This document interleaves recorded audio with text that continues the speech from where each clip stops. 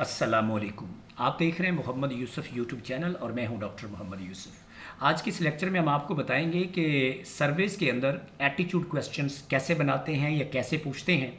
तो उम्मीद है कि आज के लेक्चर के बाद जब आप अपना सर्वे डिज़ाइन करेंगे, सर्वे बनाएंगे, लोगों से सवालात पूछेंगे और एटीट्यूड के सवालात पूछेंगे, तो आप इनको दूसरी किस्म के जो सवालात हैं, जो कि मेरे लेक्चर नंबर 2 में मैंने आपको बताया है कि what to ask in surveys यानी क्या पूछते हैं, तो मेरे ख्याल में आप एटीट्यूड्स को बिलीफ के साथ, ओपिनियन के साथ, बिहेवियर के साथ, नॉलेज के साथ, इन सब के साथ फ़र्क कर पाएंगे।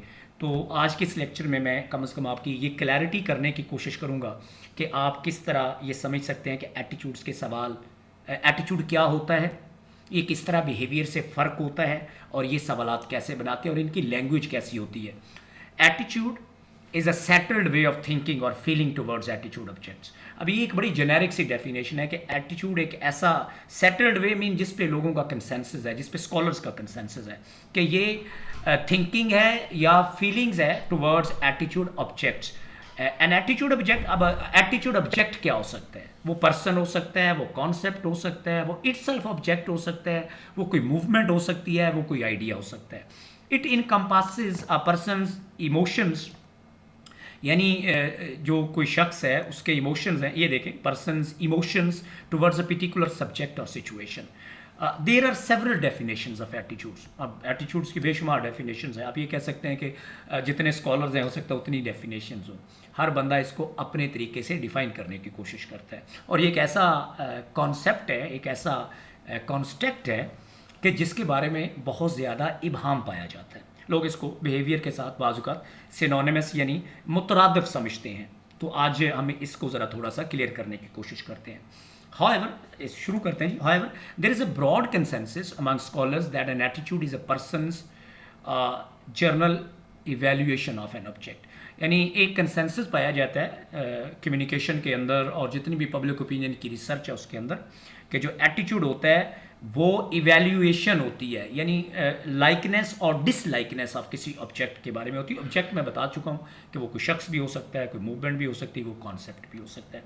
Where object is understood in a broader sense, यानी ऑब्जेक्ट को नैरो सेंस में नहीं, ब्रॉडर सेंस में समझना है। वो पर्सन हो सकता है, कोई वो इवेंट हो सकता है, वो प्रोडक्ट्स हो सकते हैं, वो पॉलिसीज़ हो सकती हैं, वो इंस्टीट्यूशंस हो सकते हैं, एंड सो ऑन।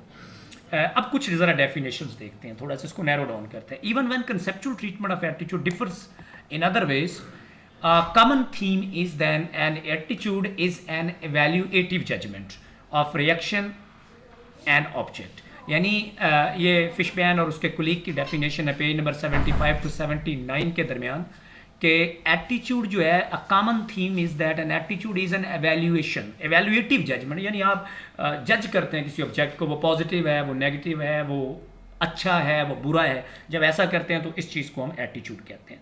फिर एक बेन 1970, उसकी बड़ी खूबसूरत डेफिनेशन है और बड़ी सिंपल है, जिससे आपको पता चलेगा कि एटीट्यूड बुनियादी तौर पर होते क्या हैं या होता क्या है। डेफिनेशन है quote in quote, attitudes are likes and dislikes, page number 14। यानी एटीट्यूड्स जो है वो लाइक्स और डिसलाइक्स को कहते हैं। यानी जब आप किसी चीज़ को लाइक करते हैं या डिसलाइक करते हैं तो उसे एटीट्यूड कहते हैं। लाइकवाइज ये ज़रा डेफिनेशन देखें जी। Attitude is a psychological tendency that is expressed by evaluating a particular entity with some degree of favour or disfavour. I mean someone you give favour to something or when you don't give favour to something, so we called it attitude. So attitude could be favor, it could be unfavor. So when you give someone favor, we call it an attitude. When you give someone, I mean, you disfavor someone, so we call it an attitude. So attitude को आप likes और dislikes की निस्बत favor और disfavor यानी दोनों ये भी समझ सकते हैं, लेकिन दोनों का मतलब ये है। इसको थोड़ा सा simplify कर लेते हैं, to simplify the things. The term attitude refers to people's evaluation of almost any aspect of the world. Now this is very beautiful.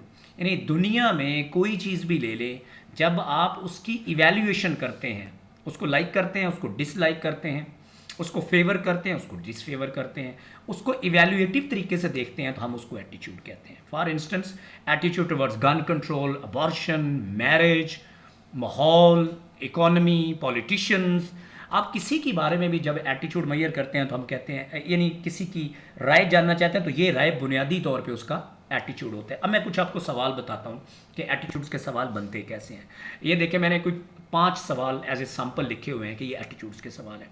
What type of job do you think the mayor is doing or president is doing or prime minister is doing? This is an attitude question. Which politician do you like? So liking something or disliking something is also an attitude.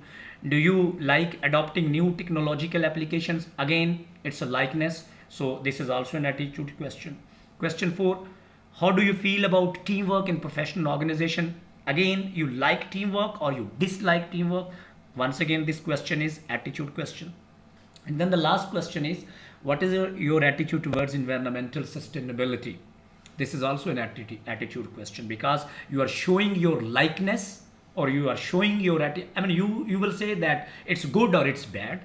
So again, you are liking it or you are disliking it. So बुनियादी तौर पे जब आप attitudes के सवालात पूछते हैं किसी भी सर्वे के अंदर, so you like someone, you dislike someone, you favour someone, you disfavour someone, और यू से समथिंग पॉजिटिव और negative.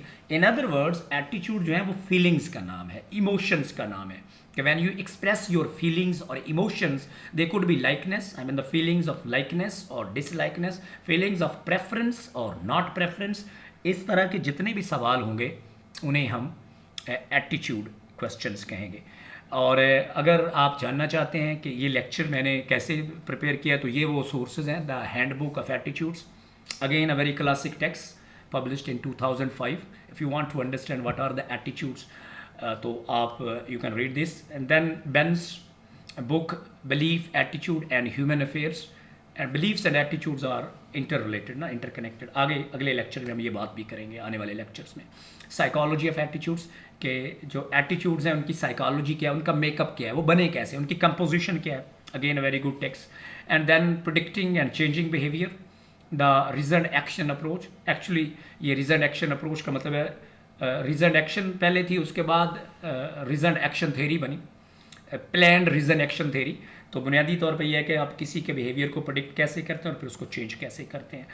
So then origins of attitudes, again a very good book chapter published in attitudes and attitude change, इस book के अंदर publish हुआ। This is also very good text. सो ये आज का लेक्चर है कि एटीट्यूड्स के जो सवालात होते हैं सर्वे के अंदर, वो कैसे पूछते हैं, वो कैसे बनाते हैं, एटीट्यूड होता क्या है, एटीट्यूड को डिफ़ाइन कैसे करते हैं, और किस तरह जब आप सवाल पूछते हैं तो उनकी लैंग्वेज डिटरमिन करती है कि आया कि वो एटीट्यूड के सवाल है कि नहीं। उम्मीद है आपको लेक्चर पसंद आएगा। अगर पसंद आए तो फीडबैक ज़रूर दीजिएगा। अगर आपका कोई सवाल हो, कोई क्यूरी हो, तो आप नीचे कमेंट्स बॉक्स में लिख सकते हैं। I would love to answer them. Keep watching, and if you think that this lecture has made some contribution to your understanding about attitudes, then you can subscribe the channel as well. Thank you so much. Keep watching.